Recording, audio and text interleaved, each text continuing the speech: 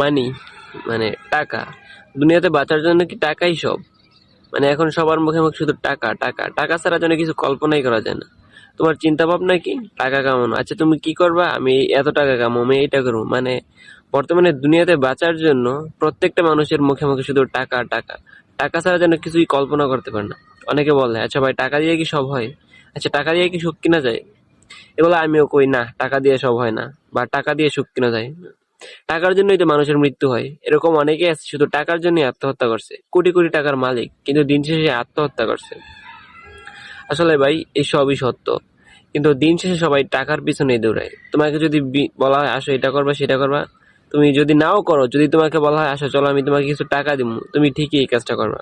তুমি এই কাজ করো সেই কাজ করো, পরিশ্রম করতেছো, মাঠে ঘাটে কাজ করতেছো, বিদেশ গিয়ে কাজ করতেছো, মানে অফিসের বস স্যার হ্যান ত্যান যাই বলো, তোমার উদ্দেশ্য শুধু একটাই, টাকা কামানো। তুমি ভিডিও করতেছো যাই করতেছো, সত্যি কথা যেটা তোমার লক্ষ্য একটাই, মানে টাকা কামানো।